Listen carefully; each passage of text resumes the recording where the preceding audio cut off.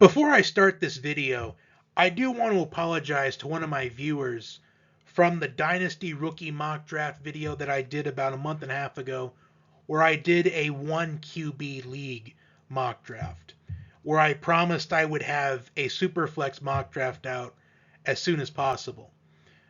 And a month and a half has gone by, more than a month and a half has gone by since I made that promise, and for that I do apologize.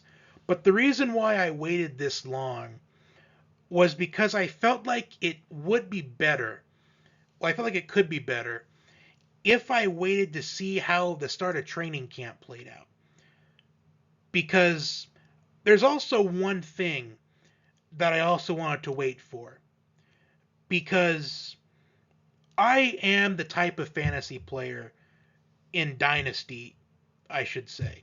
I'm the Dynasty fantasy player that bases mock drafts on what I think is going to get you instant success and instant results. And I know I'm being pretty vague about it right now, but you'll understand what I mean when I get to it. But there is some slight changes to this mock draft than what I did over a month and a half ago. But there's nothing different at the 101. I still have Bijan Robinson.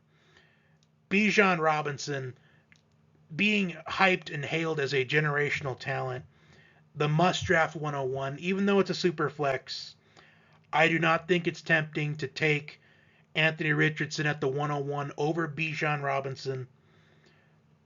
But I do have Anthony Richardson as the 102. And I feel like Bijan Robinson at the 101 and Anthony Richardson at the 102, I do think that it's pretty much a 100% consensus that those two are the top two picks in Dynasty rookie drafts, the Superflex version. But at the 103, this is where you have to decide whether you want Bryce Young or CJ Stroud. And I'm going to be honest, having the 103 in a Superflex rookie draft, I do think this is a pretty bad spot to be in. Now, don't get me wrong, Bryce Young and CJ Stroud, they have great potential. But you have to pick which one you think is going to have the most success. And in my opinion, I think that's Bryce Young.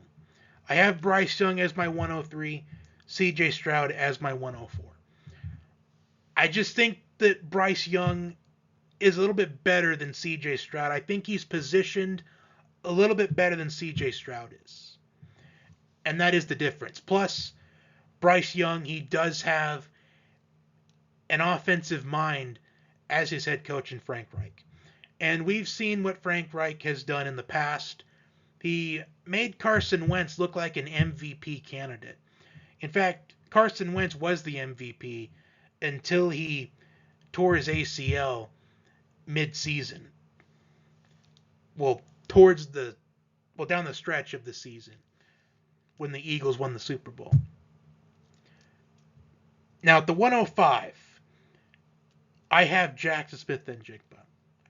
And I do want to say that you can't go wrong with your Jaxon Smith-Njigba or Jahmyr Gibbs, who I have as my 106.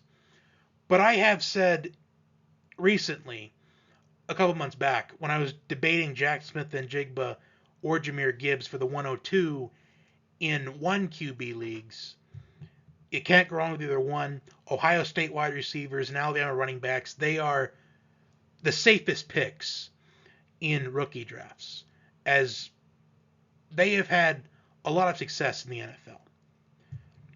But in Dynasty, I think that it's better to build around receivers than running backs, because running backs are more prone to injury, and wide receivers, they're more reliable and durable. But I will say, if you do have the 105 and you have DK Metcalf already, who is a young wide receiver, I would honestly consider taking Jahmyr Gibbs at the 105. In fact, if I had the 102 in a 1 QB league, I'd go against my own words and take Jahmyr Gibbs over Jaxon Smith-Njigba for the sole reason because I already have DK Metcalf. And I'm personally not a fan of having two receivers from one team. I'm just not a fan of it. Maybe you are, but I personally am not. At the 107, I have Jordan Addison. So nothing has really changed other than putting in three quarterbacks between Bijan Robinson and Jack Smith and Jigba. The 108, I have Quentin Johnston. Although I have seen a lot of arguments about putting Quentin Johnston above Jordan Addison at the 107, but I do think that Addison and Johnston are going to have similar production this season, as those two I think can make an immediate impact for fantasy or for dynasty teams.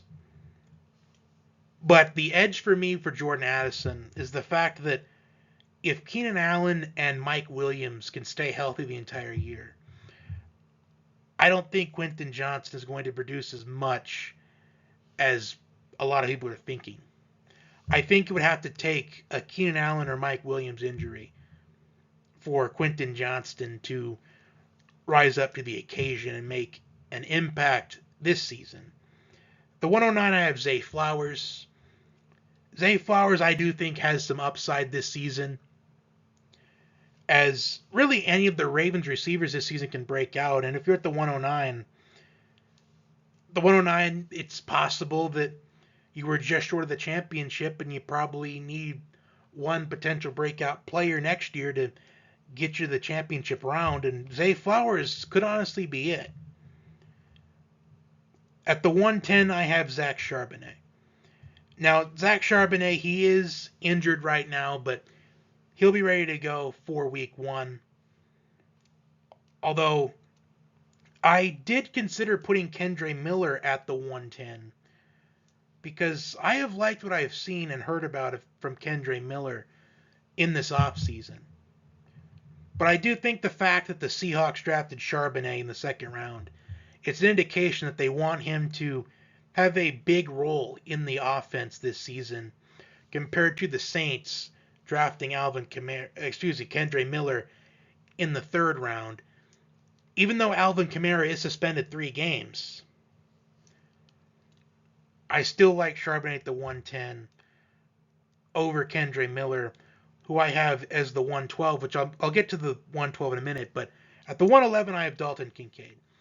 And if you are in a tight end premium league where, for example, if you get 1.5 points per reception for tight ends or 2 points, I would understand if you want to take Dalton Kincaid at the 110 or even the 109.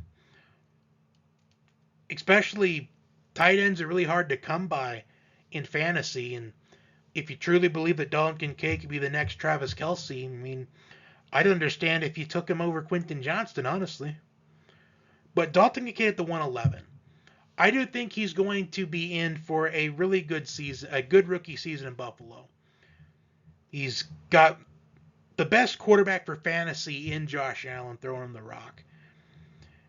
And he's getting a lot of hype in this offseason, and I don't blame people for hyping him up. Dalton Kincaid is someone I've had my eye on since last year, maybe even before last year. And at the 112, concluding the first round of your Dynasty Rookie mock draft for Superflex, Kendre Miller. Now, Alvin Kamara is suspended for 3 games, which I do think Kendre Miller is going to have the potential to make a big impact in the first 3 games of the year. As the first 3 games of the year, that's a big opportunity for him to prove his worth in the Saints offense. And I do think when Alvin Kamara comes back, I think Kendre Miller is going to be in line for a very decent workload this season. But I don't think it's going to be as much of a workload as Charbonnet will this season for Seattle. And I know you're probably wondering why I have Charbonnet over Miller, considering Kendre Miller is likely to be a starter in the first 3 weeks. Well, that's because fantasy football is a 16, 17 week operation and not a 3-week operation. I do think long term throughout the year, I think Charbonnet is going to outscore Kendre Miller this season. Because Alvin Kamara is only 28, and the Saints, they're going to use him a lot when he comes back from suspension. But that is all I have for the Superflex mock draft for your 2023 Dynasty Rookie Drafts. And until next time, take care.